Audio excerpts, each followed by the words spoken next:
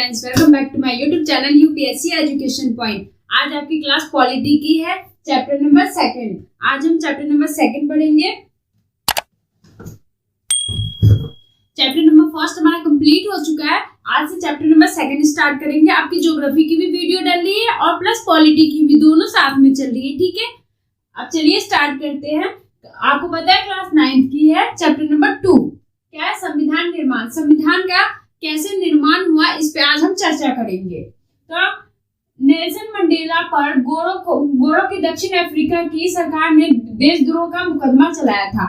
Nelson Mandela जो थे दक्षिण अफ्रीका के, उन पे क्या है, गोरों लोगों ने, जैसे कि यूरोप से जो लोग आए थे व्यापार करने, उन लोगों ने क्या किया, दक्षिण अफ्रीका आपको पता है वहां पे सारे लोग काले हैं, मतलब ब्लैक कलर के हैं ज्यादातर लोग, उनकी रंग बहुत ही ज्यादा डीप है। तो उन लोगों को क्या, वो लोग क्या कहते थे कि गोरे लोग अलग रहेंगे और प्लस जो काले लोग हैं वो अलग रहेंगे। उन लोगों के लिए क्या किया था, देशद्रोह का मुकदमा चलाया गया था। 7 नेताओं को 1964 में रंगभेद चलाने वाले शासन व्यवस्था का विरोध के लिए आजीवन कारावास सजा मिली। 7 जो नेता थे उन लोगों ने क्या किया था, रंगभेद के खिलाफ, जो वहां पे रंगभेद के खिलाफ जो वो चल रही थी, जैसे क्या है, गोरे लोग क्या कहते थे, जो ब्लैक वाले काले लोग थे उनको वहां रहने का, खाना पीना, मतलब किसी चीज में उन्हें एक नजरिए, उनका अस्पताल भी एकदम ही मतलब कि एकदम ही बेकार ही रहता था। हर एक चीज उन्हें कुछ भी सही से नहीं मिलता, जो जितना घटिया सामान है ना उन्हीं को मिलता था। ना वो दूसरे जो जहाँ पे गोरे लोग रहते वहां जा सकते थे, ना उन्हें वोट डालने का अधिकार था। हर एक चीज उनसे छीन ली गई थी। इस चीज का विरोध जब 7 नेताओं ने 1964 में किया तो उन लोगों ने उन्हें आजीवन कारावास की सजा दे दी।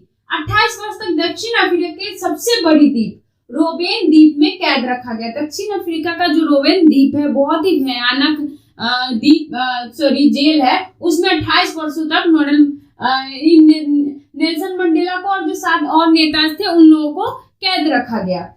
संविधान में रंगभेद के संघर्ष। संविधान में रंगभेद के खिलाफ कैसे संघर्ष हुआ, इसमें दक्षिण अफ्रीका में देखते। दक्षिण अफ्रीका पर रंगभेद व्यवस्था यूरोप के गोरे लोगों ने ला दी थी।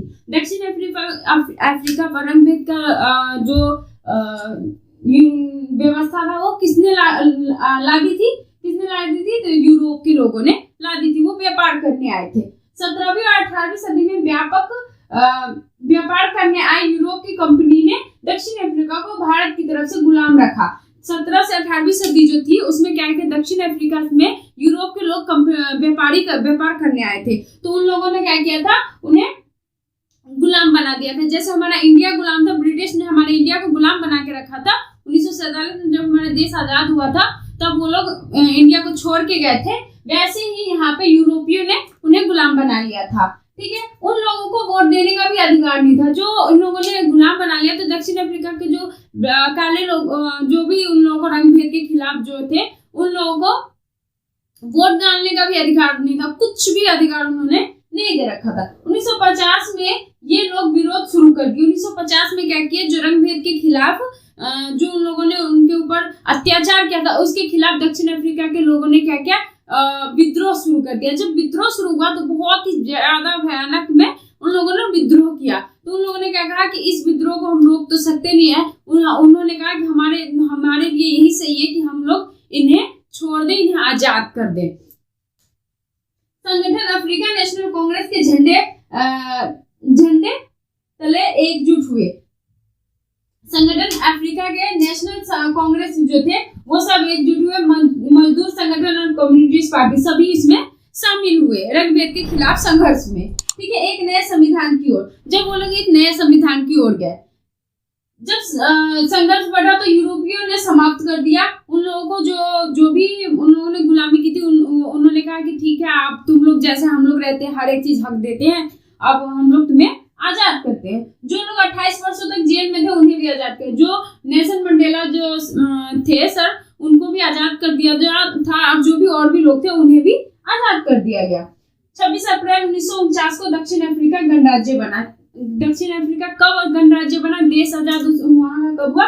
26 अप्रैल 1994 को, 1994 को। वहां पे झंडा लहराया गया। दुनिया का नया लोकतांत्रिक देश बना, दुनिया का नया लोकतांत्रिक देश बना दक्षिण अफ्रीका।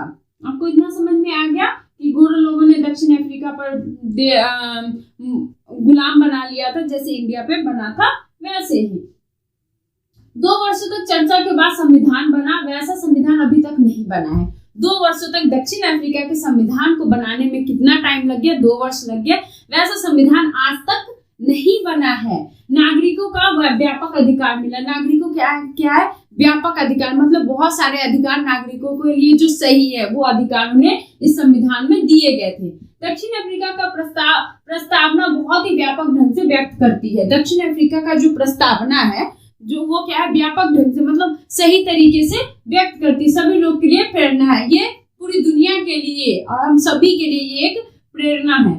ठीक है, 1994 तक निंदा की जाती थी, उनका मॉडल के रूप में देखा जाता है। 1994 तक दक्षिण अफ्रीका की क्या है निंदा की जाती थी, लेकिन अब उसे एक क्या मॉडल के रूप में देखा जाता है।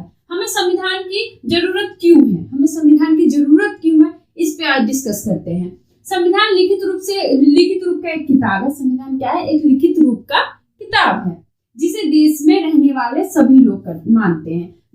जो भी लोकतांत्रिक देश है, हम ही लोग हैं, हम लोग लोकतंत्र को मानते हैं। जो हमारा संविधान में लिखा उन हर एक चीज को हम लोग फॉलो करते हैं, उसे इग्नोर नहीं करते हैं, उनके खिलाफ नहीं जाते। सर्वोच्च न्यायालय, संविधान सर्वोच्च कानून है। संविधान क्या है, एक सर्वोच्च कानून है हमारा। ये लोगों के बीच जरूरी भरोसा और सहयोग विकसित करता है। ये क्या है, लोगों के बीच जरूरी भरोसा और सहयोग, मतलब हर एक चीज हमें संविधान से क्या हमें भरोसा मिलता है कि हमें अगर कोई हमारा जमीन या कुछ भी हमें या कोई मार दिया तो ये क्या हमें कोई और तो हक नहीं दिला सकता, लेकिन हमें संविधान के थ्रू हमें हक मिल जाता है।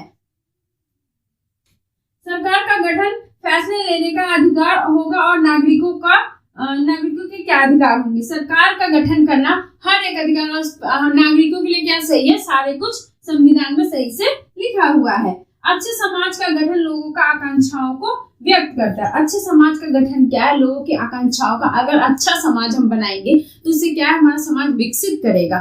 ठीक है ना, अगर हम सही से रहेंगे, अच्छे नेचर से रहेंगे तो हमारे बच्चे भी विकसित करेंगे, हमारा इंडिया विकसित करेगा, व्यक्त करता है। ठीक है, अच्छे समाज का गठन आकांक्षाओं को व्यक्त करता है, मतलब अच्छी बातों को व्यक्त करता है।